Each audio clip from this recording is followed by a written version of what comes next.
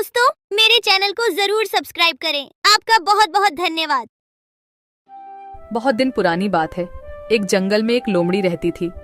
वो इतनी चालाक थी कि अपनी शिकार और भोजन के लिए पहले तो वह जानवरों से दोस्ती करती और फिर मौका पाते ही उन्हें मारकर अपनी दावत बनाती।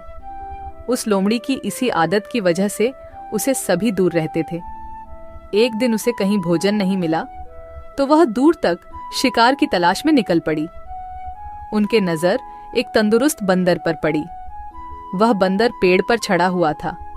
वह लोमड़ी बंदर को देखकर सोचने लगी, इतना अच्छा और तंदुरुस्त बंदर है, अगर ये मेरे हाथ लग जाए तो कितना स्वादिष्ट भोजन मिल जाएगा मुझे। अब लोमड़ी का लालच बढ़ चुका था। वह रोज बंदर को देखता और मौके का इंतजार करता था, लेकिन वह बंदर पेड़ पर ही चढ़ा रहता और वह उनके हाथ नहीं आता। बहुत देर के बाद लोमड़ी के दिमाग में एक सोच आया। ये बंदर ऐसे हाथ नहीं आएगा, कुछ तरकीब सोचनी होगी। और फिर उसने चालाकी और छल करने की सोची। वह बंदर के पास गई और बोलने लगी, अरे बंदर भाई, तुम्हें एक बात पता चली? एक खुशखबरी मिली है सबको जंगल में। खुशखबरी? कैसी खुशखबरी? फिर लोमड़ी ने बड़ी सावधानी से बोली, आकाशवाणी हुई है। भगवान ने कहा है अब इस जंगल में सब एक दूसरे से गले मिलकर एक साथ रहेंगे। अब जंगल में कोई भी जानवर किसी दूसरे जानवर को नुकसान नहीं पहुंचाएगा और ना ही मारकर खाएगा। सब मिलजुल कर हंसी खुशी रहेंगे, एक दूसरे की सहायता करेंगे, कोई किसी पर हमला नहीं करेगा। लेकिन बंदर होशियार था। वह समझ गया, हो ना हो यह लोमड़ी झूठ बोल रही है। फिर बंदर ने लोमड़ी की बातों पर ज्यादा ध्यान नहीं दिया और कहा, ये तो बड़ी अच्छी बात है, पर मैं इसमें क्या कर सकता हूँ? बंदर की ऐसी ठंडी प्रतिक्रिया देख लोमड़ी फिर बोली, अरे भाई, इसी बात पर नीचे तो आओ। आओ ना नीचे, हम गले मिलकर एक दूसरे को बधाई देंगे, खुशियाँ मनाएंगे। बंदर अब लोमड़ी की चालाकी समझ चुका था, इसीलिए वह मुस्कुराते हुए बोला, ठीक है लोमड़ी बहन, लेकिन तुम पहले अपने उस दोस्त से तो गले मिलो जो तुमसे गले मिलने के लिए खुशी खुशी इसी तरफ दौड़े आ रहे हैं। मुझे वह पेड़ से दिख रहा है। लोमड़ी हैरान होकर पूछा, मेरे दोस्त? कौन सी दोस्त? अरे लोमड़ी बहन, शिकारी कुत्ते, वह भी तो हमारे दोस्त ही है ना। वह भी शायद तुम्हें बधाई देने आ रहे हैं। शिकारी कुत्ते का नाम सुनते ही लोमड़ी थर-थर कांपने लगी। वह बहुत डर गई, क्योंकि उसे लगा अगर हम यहाँ थोड़ी देर और रुकेंगे तो यह बंदर भले ही हमारे शिकार बने न बने, लेकिन मैं उस शिकारी कुत्ते का शिकार जरूर बन जाऊंगी। इसलिए उसने अपना जान बचाना ही भला समझा और वहां से भागने लगी। और फिर बंदर ने लोमड़ी को हंसते हुए कहा, अरे बहन, कहाँ भाग रही हो? अभी तो हम सब दोस्त है ना, तो डर किस बात का? थोड़ी देर रुको। अरे रुको तो सही।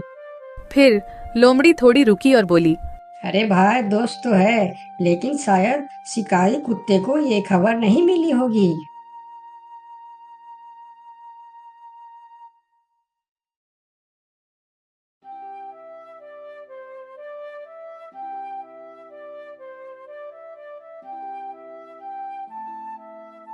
एक समय की बात है, लक्ष्मीपुर के जंगल में बहुत से पशु पक्षी रहा करते थे। उसके बीच रंगीला नाम का एक बड़ा ही नेक हिरण भी रहता था। वह बहुत ही मेहनती, मिलनसार और परोपकारी था। वह अपने मन, कर्म और वचन से सबका ख्याल रखता था। किसी का स्वास्थ्य खराब होने पर वह हालचाल लेने के साथ साथ उसके उपचार की भी व्यवस्था करता था। वह जहां रहता था वहां अपने मेहनत से चारों तरफ हरियाली रहता था। एक बार रंगीला स्वयं बीमार पड़ गया। उसे ऐसा बुखार चढ़ा कि उतरने का नाम ही नहीं ले रहा था। उसने स्वयं कुछ जड़ी बूटियां खाई, लेकिन कोई लाभ नहीं हुआ। उनकी बीमारी की खबर पूरा जंगल में फैल गई थी, लेकिन उसे देखने के लिए कोई नहीं आया। तब उसका मन अधिक मुरझा गया। उसे उठा नहीं जा रहा था। फिर भी वह उठकर थोड़ा आगे आया और उसने देखा कि 2 हिरण उनके इलाके में आ गए थे। वह उनके बड़ी बड़ी हरी हरी घास खा रही थी। उन्होंने जब रंगीला को देखी तो मुस्कुराने लगी। अरे रंगीला, कैसी है तुम्हारी तबीयत? हम लोग तो तुमसे ही मिलने आए हैं, तुम्हारा हालचाल जानने आए हैं। हाँ रंगीला, मैंने सुना तुम्हारी तबीयत बहुत खराब है, तो हमसे रहा नहीं गया, इसीलिए चले आए हैं। अब बताओ, कैसी तबीयत है तुम्हारी? तबीयत में कुछ सुधार नहीं आया है, अब कोई दूसरी दवा लेनी पड़ेगी। हाँ हाँ, अच्छी दवा लेना और अपनी ख्याल रखना। अब तुम आराम करो, हम चलते हैं। रंगीला मुड़कर अपनी घर के तरफ चला गया और इधर दोनों हिरण फिर से रंगीला के इलाके के हरे हरे घास खाने लगी। हमने इस जगह के बारे में जितना सुना था उससे कहीं ज्यादा पाया। रंगीला ने बड़ी मेहनत से ये गुलशन सजाया है। चारों तरफ हरियाली ही हरियाली है। देखकर और खाकर तबीयत खुश हो गई। अभी पेट भरकर खा लेता हूँ, फिर कल रंगीला से मिलने के बहाने आ जाऊंगा। हमें रंगीला से क्या काम, हमें तो यह हरियाली खींच लाई है। चलो, हम फिर कल आएंगे रंगीला से मिलने के बहाने। जब दोनों हिरण का पेट भर गया तब वह वहां से चले गए और अपने इलाके में जाकर वह रंगीला के इलाके के हरे हरे घास के बारे में तारीफ करने लगे। अरे भाई, यहाँ सूखे घास खाकर पड़े हो, वहाँ जाओ रंगीला के दरबार में, रंगीला का हालचाल पूछो और पेट भर के हरे हरे घास खाओ। बहुत अच्छा है रंगीला, उसके बीमार होने पर भी हमें हरे हरे घास खाने के लिए मिल रहे हैं।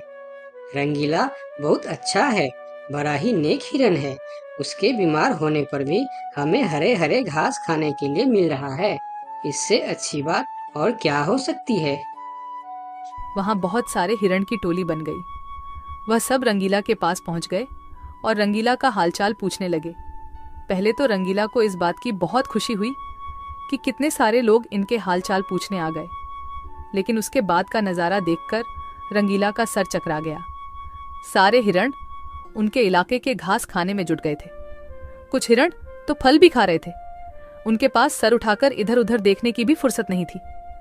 रंगीला बेचारा मन ही मन सोचने लगा कि यह लोग मेरे पास 2 घड़ी भी नहीं रुके और घास खाने में जुट गए। अगर यही हाल रहा तो मेरे इलाके के सभी घास खत्म हो जाएंगे, मेरे खाने के लिए भी कुछ नहीं बचेगा। लेकिन उसके थोड़ा देर बाद ही उनका मित्र भालू वहां आ गया। उसके आने में देर हो गया था। माफ करना दोस्त, मुझे आने में देर हो गई है।